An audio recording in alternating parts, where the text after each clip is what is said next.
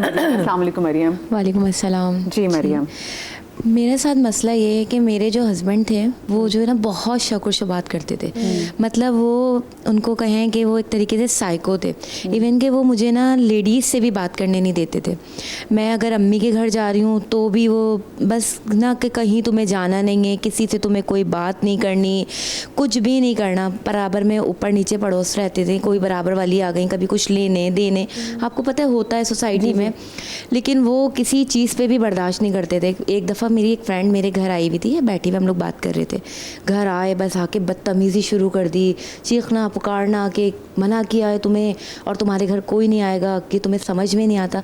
कोई बैठा हुआ है, कोई तमीज़ होती है, कोई मैनर्स है, दोस्त है, अभी थोड़ी देर के लिए आइए चली जाएगी। नहीं भाई, वो उनका शक जो था ना, वो शक मुझे आज तक समझ नहीं आया कि उस इंसान का ये शक है क्या।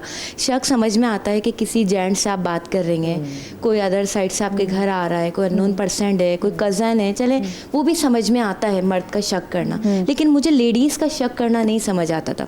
इवन कि मुझे अम्मी के घर भी जाने के लिए ना बड़ा खुशामदे मिन्नतें करनी पड़ती थी समाज, क्या चली जाओ, तो बस मतलब जा रही हूँ तो बहनों से बात करने में शक शुबात।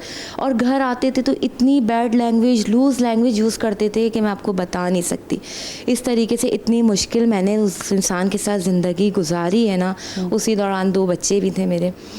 तो फिर बच्चों के साथ ये था कि बस हमारे तो ये भी होता है ना कि बच्चे जो एक और बच्चा पैदा करो और सही हो, ठीक हो जाएंगे, बच्चे पैदा होने से चीज़ें ठीक हो जाएंगी, बफर समझा जाता है कि भाई शायद बच्चे हैं तो अब समझ आ जाएगा, थोड़ा समझ जाएगा। लेकिन जो नहीं समझने वाला होता ना वो नहीं समझता। खैर वक्त गुजरता गया, फिर एक दफ़ा ये हुआ कि भाई लेके गए, बड़ों में बैठ के बात करेंगे, इस मसले को सॉर्ट आउट करना है, कब तक गुजारोगे ऐसे। अम्मी क्या लेकर गई, वहाँ बैठी बातचीत हुई। तो कभी भी मैं कहती हूँ कि बहुत कम मर्द होते हैं जो अपनी गलती एक्सेप्ट करते हैं। कभी भी नहीं करता मर्द ना, वो हमेशा वही कहता है कि ना औरत की ही गलती है।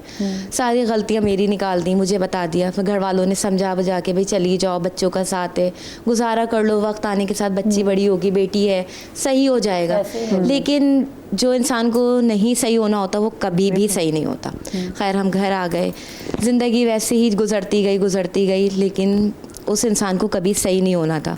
परेशानी का आलम ये था कि कब बराबर में से अगर कोई इंसान आ जाए ना और कोई कहे कि यार आज मुझे सुमेरा की ये चीज़ दे दो, मरियम हमें यहाँ से यहाँ करना है बेटी से, तो उसके पर भी तुमने इसको घर आने कैसे दिया, बात कैसे करने दी। तो ये शख्स समझ में उनको वैसे भी कोई सोशल एंग्जाइटी थी, लोगों से मिलने जुलने में उनको प्रॉब्लम होती थी, मतलब मेरे साथ ओनली मेरे साथ। तो आपकी फिर बात उनसे, फिर आपने खुला कब ली उनसे? मैंने उनसे फिर खुला इसलिए लिया ना कि भाई मेरा गुजारा मुश्किल हो गया था। मैं उस इंसान के साथ रह के मैं खुद भी साइको हो गई थी। मैं परेशान हो गई थी कि मैं किसी से बात नहीं कर सकती, कहीं जा नहीं सकती, एक 4 दीवारी में बंद रहना कितना मुश्किल हो जाता था। बच्चे बड़ी हो रही है, उसको स्कूल लेके जाना है, ट्यूशन छोड़ना है, तो कोई बच्चों के साथ कैसे फिर ऐसे? बच्चों के साथ भी बस बता तो रही हूँ, घर आए तो एक तूफान है बदतमीजी, कोई ना कोई बात उनको मौका मिल गया कि ऐसी हो, मतलब 24 घंटे जो भी सब चीज़ें हुई वो स्मूथ हुई क्या? उन्होंने नहीं, वो एक्सेप्ट नहीं की ना उन्होंने अपनी गलती। कोई भी अभी केस चल रहा है हमारा, अभी आपका केस जी मैंने फिर केस दाखिल किया खुला का। मुझे कोई इस बारे में नॉलेज नहीं थी। फिर मैंने लोगों से पूछ के, फिर मैंने कहा भी मुझे रहना नहीं है। घर वालों ने कहा एक चांस और दे के देख लो, लेकिन कोई फ़ायदा नहीं था उस इंसान के। तो अभी आप कुछ वैसे काम करती हैं आप? जी मैं भी अब खुद मैं रेंट के घर पे रहती हूँ। सारी बातें आपको पता है कि अम्मी के घर पे भी गुजारा नहीं है, भाई भाभी हैं, तो अभी मैं एक कमरे का घर लेके रेंट पे रह रही हूँ अपने बच्चों के साथ ना। कि छोटी मोटी जॉब करती हूँ, कभी कोई काम मिल जाता है, कहीं मेहंदी लगाने होती है तो वहाँ चली जाती हूँ, कहीं कुकिंग का काम मिल गया तो वहाँ जाके कुकिंग कर लेती हूँ। बच्चों को मैं कहती तालीम ना दरा सके, अपने बच्चों को स्किल ज़रूर दें, क्योंकि बहुत सी बच्चियाँ इसलिए एक घर में फंस के रह जाती हैं क्योंकि उनको पता है कि मैं इसके अलावा गुजारा कैसे करूँगी। मुझे बताएं किन सूरतों में खुला लेना या डिवोर्स लेना जायज़ है? बहुत सारी सूरतें जिसे हम शराइत कह सकते हैं कि इसमें औरत सोच सकती कि तलाक़ खुला की तरफ चली जाए। उनमें से वही जैसे हम बात कर रहे थे, सबसे पहले तो physical torture. I am very much sorry to say कि हमारे यहाँ जो औरत पर फ़िज़िकल टॉर्चर है वो मर्द के हकूक़ में से एक हक़ बना दिए गए। और इसके लिए हम सबसे बड़ा जो बरनामा लेकर आते हैं और सबूत लेकर आते हैं और नस लेकर आते हैं वो कुरान है। कि कुरान तो कह रहा है कि तुम मारो, कुरान तो ज़राबा का लफ्ज़ इस्तेमाल कर रहे हैं। जबकि जब हज़रत इब्न अब्बास से हमें रिवायत मिलती है कि हुज़ूर अकरम के पास वो गए और आके पूछा कि रसूल अल्लाह क्या मैं अपनी औरत पर हाथ उठा सकता हूँ? का रीज़न क्या है? का बद अखलाक है। कहा हाथ उठाने की जहाँ तक बात है, क्या तुम उसे मारोगे जो खुद तुमसे खल्क हुई है, और उसमें कोई दो राय नहीं है, कुरान की आयत है, औरत मर्द से खल्क हुई है। तो फिर फरमाया, तो फिर कुरान ये क्यों कह रहा है, ज़राबा का लफ्ज़ क्यों इस्तेमाल किया? तो फरमाया हाथ में मिसवाक थी, आगे से घिसी हुई थी, दैट वाज यूज्ड, आगे से वो फूल की तरह सॉफ्ट हो जाती है। कहा अगर तुम तब भी कुकिंग नहीं कर रही, नहीं मार सकते, वो तुम्हारे हक में है, तुम्हारी मिल्कियत में है, तुम्हारे घर को देखती है, ये काफ़ी है तुम्हारे लिए, तुम्हारी औलाद को जन्ने वाली है, ये काफ़ी है तुम्हारे लिए। अगर वो खाना नहीं पकाती है, ठीक है, अगर वो कोताही करती है घर के कामों में, तब भी तुम उसको मार नहीं सकते, सिर्फ एक सूरत में कि तुम्हारी इजाज़त के बगैर ऐसी जगह जाती हो, नॉट एट ऑल, आप शिकायत भी नहीं कर सकते इस पर। उस पर आप कितना वो जो मिसवाक की घिसी हुई छड़ी है उससे भी हल्का सा मारो, और अगर आपने ऐसे मारा कि उस पर निशान आ गए तो उस पर दियत है। औरत को चाहिए कि उसका तकाजा करके उससे वो मांग सकती है। अगर औरत को ये मसला हो, मैंने ये शरीयत में पढ़ा है, मैं अपने अप्रोच नहीं बता रही, कि मर्द खर्राटे लेता है और मैं सो नहीं सकती, it can also be the reason कि वो खुला के लिए बात कर सकती है, देन वो जाए अपना इलाज करवाए। टॉर्चर इतना भी है कि तलाक देने का बार बार कहना, देयर वाज अ केस कि जिसमें मेंटल टॉर्चर या जैसे हम इमोशनल टॉर्चर कहेंगे, लॉ ने रिकग्नाइज किया कि जहाँ सिर्फ मर्द उठते बैठते यही धमकी देता है कि मैं तुम्हें डिवोर्स कर दूंगा, मैं तलाक दे दूंगा, मैं छोड़ दूंगा, ये इटसेल्फ ये एक टॉर्चर है जो औरत इमोशनली और मेंटली बर्दाश्त कर रही है। तो डोमेस्टिक वायलेंस में जो हम सारे कैटेगराइज हमने किया है वो बेसिकली फिजिकल भी है, इमोशनल है, मेंटल है, फाइनेंशियल है।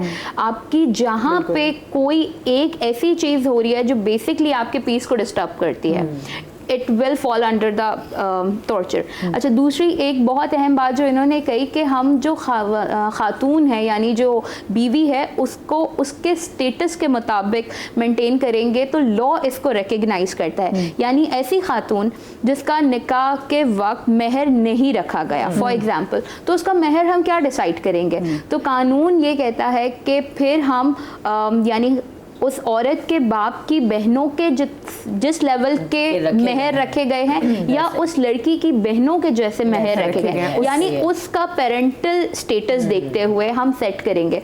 तो ये बहुत इंपॉर्टेंट है कि ना सिर्फ मर्द अपने रिसोर्सेज देखेगा बल्कि वो स्टेटस ऑफ द विमेन को भी बरकरार रखेगा। और मेरे अपने पास फैमिली में जो केस हुए उसमें उन्होंने, सास ने जब लड़की ने खुला मांगी तो उन्होंने कहा मेरा बेटा तुम्हें छत देता है, दिन की 2 रोटी देता है, तो तुम्हारे पास कोई हक नहीं है शिकायत करने का। यहाँ तक भी, और अच्छा ये खवातीन ही बोल रही हैं, हाँ। सही है, एक औरत हो क्या दूसरी औरत की दुश्मन। इस पे बहुत बात होती है कि अब औरत आई है तो वो ठीक करेगी। अगर फैमिली बहुत अरसे से, जैसा आपने कहा, कुछ कैरेक्टरिस्टिक्स टेम्परामेंट्स देख रही है तो कॉमन सोल्यूशन ये लगता है शादी करवा दो। कभी कभी औरतों को बिल्कुल ये नौकरी नहीं कराओ, इसकी शादी बिल्कुल जिम्मेदारी पड़ेगा, कर लेंगे। तो जब वो शादी होती है फिर औरत पे आती है वो जिम्मेदारी, चाहे वो जॉइंट हो, न्यूक्लियर हो, एंड देन उनके ऊपर ये जिम्मेदारी है। तो हमारे पास तरह बहुत खवातीन है जो थेरेपी में आ रही है जिनके पास ये एक प्रेशर है, और उनका पहला सवाल ये होता है मैं आपके पास से आई हूँ, वो अपने सारे दुख दर्द पे बात नहीं करेंगी जिस पे हम उनसे बातचीत कर रहे होते हैं। वो टॉपिक बार बार होगा शिफ्ट, और देखें हम इनको ये सारी मसाइल हैं, वो ये सब करते हैं, अब बताएं मैं क्या करूँ, मैं उनको ठीक कैसे कर सकती हूँ। तो उनका पहला सा वो इतना अपने मसले को उन्होंने दबा दिया होता है ना, सप्रेस किया हुआ होता है कि वो अपनी कैफियत, अपने जज्बात की तरफ बात ही नहीं करती। एक जैसे हमने यहाँ पे बातचीत अभी हम फिलहाल जो कर रहे हैं, एक माहिर नफ्सियात है अब्राहम मैस्लो, और उन्होंने एक हायरार्की ऑफ नीड्स का अपना एक बनाया था, मतलब कि किस तरीके से हमारी कुछ जो ज़रूरियात हैं हमारे पास ख़वातीन आती हैं, और ये जो चीज़ कि अगर उनको तशद्दुद का शिकार है, वो पहले सवाल वो ये करती हैं कि मैंने तो कुछ किया होगा, वो मेरी वजह से, तो या शौहर बात नहीं करता। आप बताएं ना, लोग ये बात कर रहे थे कि मर्द हाथ ही तभी उठाते जब औरत की ज़बान चलती है, ये यही तो लोग बात करते हैं। अपने सेल्फ पे वो इतना कर देते हैं, वो अपने ऊपर करते हैं कि हमारे पास थेरेपी में इतने सेशंस और इतना वक्त लगता है कि हम उनके ऊपर बात कर सकें। वो इतने सेशंस तक उनका जो फोकस होता है कि मेरे मर्द के बिहेवियर पे, उनकी रीजनिंग, उनका क्या है, क्यों ऐसा करते होंगे। डॉक्टर साहब आप ये भी बताएं हमें कि औरतों की ये सेल्फ इस्टीम इतनी लो क्यों है? हाँ। क्यों, कहाँ से इसकी रूट कहाँ है? हाँ, ये सो देखिए इसमें ना देयर इज़, हम एक वजह नहीं कह सकते कि ये एक वजह है। कल्चर, रिलीजन, जैसे कल्चर जो है वो बिल्कुल सांस की तरह, ऑक्सीजन की तरह, हम देख नहीं सकते लेकिन हम उसका एक हिस्सा हैं, वो हमसे जुड़ा हुआ है। मज़हब एक है, उसी के साथ साथ हमारे जो रोल्स हैं। सो बहुत सारी जो चीज़ें हैं कि सेल्फ इस्टीम की, बहुत से इट कम्स डाउन टू कि आपका बचपन कैसा था, आपको इर्द गिर्द लोगों ने क्या कहा, क्या ब्रॉटअप रहा, स्कूल में क्या रहा। एक बड़ी इंपॉर्टेंट चीज़ ये है कि अब हम ये प्रीच करना स्टार्ट कर दें, because it's very high time कि इक्वल पार्टनर है।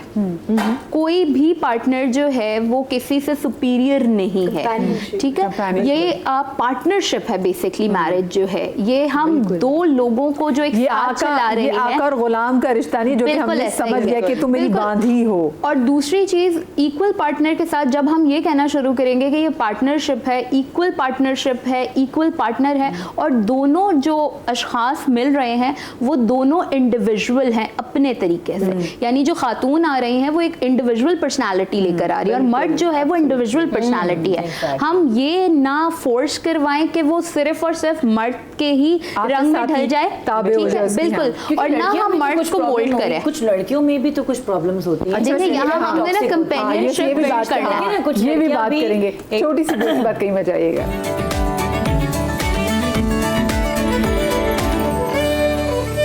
Welcome back after the break. और आज हम बात करें खुला के मसाइल के हवाले से, और हमें ये बात भी करनी है कि अगर हमारी सोसाइटी में किसी लड़की की खुला हो जाती है, डिवोर्स हो जाती है, तो आप उसको दोबारा से कंसीडर क्यों नहीं करते कि उस बच्ची की पहले आपको शादी करानी चाहिए। हम ये समझते हैं कि वो जब आप मुर्गी वाले के पास नहीं जाते मुर्गी का गोश्त लेने के लिए, तो वो अंदर से डब्बे से मुर्गी निकालता है, उसके गले पे छुरी फेरता है और उसके बाद उसको ड्रम में डाल देता है। तो ड्रम में आवाज़ आती रहती है, जब तक गुजरी होती है वो तड़पती, उसकी आवाज़ आती रहती है और आपको लगता है बस अभी डाई डाउन हो जाएगी।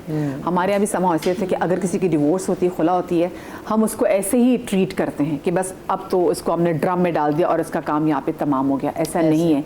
आपके आसपास अगर कोई कुंवारी लड़कियाँ मौजूद है, खुला ज़्यादा लड़कियाँ या तलाक याफ्ता लड़कियाँ मौजूद हैं, तो सबसे पहले जो राइट रखता है कि जिनका निकाह कराया जाए वो खुला याफ्ता और साथ में या तलाक याफ्ता ख़वातीन है। तो ऐसा नहीं है कि उनकी ज़िंदगी ख़त्म हो जाती है, क्योंकि अगर आप हमारे रिलीजन में जाएँ, आप हिस्ट्री में जाएँ, तो ऐसा नहीं होता था। ठीक है, तो हमने इस वाले हवाले से बात भी ज़रूर करनी है।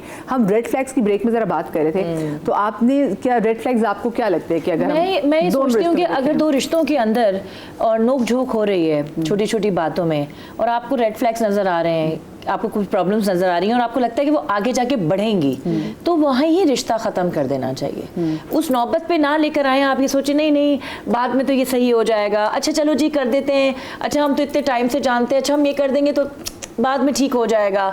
मैं कहती हूँ यही शुरुआत है और आप उसको वो कर रहे हैं, मतलब आप धकेल रहे हैं ज़बरदस्ती, तो आप यही रोक दें, इस रिश्ते को वहीं ख़त्म कर दें कि वो आप उस चीज़ों में घुसें और ट्रॉमास में जाएं।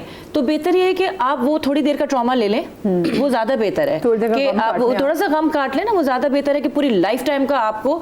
और ये रिश्ता जो है ना, ये मैं आपको बताऊँ, ये दो लोगों में शायद नहीं होता, मैं समझती हूँ ये पूरी फैमिली, आपके जो इर्द गिर्द के लोग होते हैं वो भी सफ़र करते हैं। लेकिन कुछ लोग ऐसे भी होते हैं, कुछ को नहीं होता, फ़र्क पड़ता, वो कहते हैं कि भाई भाड़ में जाओ, तुमने की है तुम करो, तुमने भुगता है तो तुम करो, तुमने लव मैरिज करी है, जो जिस तरह के बाबू जी ये भी होता है कि जो एक जो कमरे का जो एक रिलेशनशिप है मियाँ बीवी का, जो उसके आपस के जो मामलात हैं, उसमें बाहर वालों का भी इतना वो इन्फ्लुएंस आ जाता है कि आपको, अब जैसे एक लड़का कह रहा है, बहुत सी जगहों में हमने देखा है कि लड़का लड़की कहती है हमने फलानी शादी नहीं करनी, वो कहते नहीं तुमने रहना है, तुमने रहना है, तुमने करना है, क्योंकि तुम्हारी अगर डिवोर्स होगी तुम्हारी आगे बहन की शादी नहीं होगी, फलानी नहीं होगी, और वो उस घर में पिसरी होती है। बिल्कुल, हमने कितने ऐसे देखे हैं। इसमें तो कोई दो राहें नहीं है कि आपके साथ दोनों फैमिलीज, दो खानदान इन्वॉल्व होते हैं, मगर हम जो ये बात बार बार करते हैं कि ये दो लोगों की पार्टनरशिप है, हमने यही समझाना है कि कानून भी यही कहता है और मजहब भी कि आपके जो डिसीजन है बेसिकली वो मर्द और औरत के ही हैं। हमने वो जो हमारे पर्सनल डिसीजन है शादी के मुतालिक, चाहे वो फिर कितने बच्चे होने हैं, बच्चे कब कब होने हैं, बच्चे क्या एजुकेशन लेंगे, मेरी मेंटेनेंस क्या रहेगी, या मर्द क्या रिस्पॉन्सिबिलिटीज बेयर करेगा और खातून क्या रिस्पॉन्सिबिलिटीज बेयर करेगी, ये प्योर सिर्फ और सिर्फ हस्बैंड और वाइफ के होने चाहिए। इसमें आप जितना आइदर साइड की फैमिली, चाहे वो लड़की की तरफ से है या लड़के की तरफ से, तो फिर आपका एक मेस क्रिएट होना शुरू करता है। कहीं भी लॉ रिकॉग्नाइज नहीं करता the involvement of the mother in law either side, दोनों साइड की, सास मर्द की या औरत की, ना वो ससुर की इन्वॉल्वमेंट को रिकॉग्नाइज बड़े लोग ही करते हैं ना ये चीजें, देखिए हम इन्वॉल्व ही नहीं करते हैं कि जी हम बड़े जो ये मिलके बात कर अभी लेंगे। रेड फ्लैग्स की भी कर रहे थे, हम जो बड़ों को इन्वॉल्वमेंट वाली बात करते हैं वो हम एज मेडिएटर के तौर पे लेते हैं। बिल्कुल। वो हम मेडिएटर के तौर पे तो ले सकते हैं कि जब हम किसी कंक्लूजन पे नहीं आ पा रहे, यानी हस्बैंड और वाइफ किसी एक चीज को सेटल डाउन नहीं कर पा रहे, तो हम अपने बड़ों को इन्वॉल्व करें, दोनों फैमिलीज को इन्वॉल्व करें और उनकी मशावरत के साथ, उनके कंसर्न के साथ और उनकी समझ बूझ के साथ हम चीज़ों को करें। अच्छा, एक इम्पॉर्टेंट चीज़ मैं ऐड करना चाहूँगी, रुबाब ने बहुत अच्छी बात एक तो कही कि रेड फ्लैग्स जहाँ नज़र आ जाएं आपका स्टॉपल वहीं होना चाहिए। लॉ भी कहता है ना कि आप स्टॉपल ले ले, स्टे हो जाए। मगर एक चीज़ और हमें सिखानी है और बतानी है बार बार, और चूँकि हम मास्टर्स के लिए शो करते हैं तो ये बहुत इम्पॉर्टेंट है कि अब लोग काउंसलिंग की तरफ भी आए।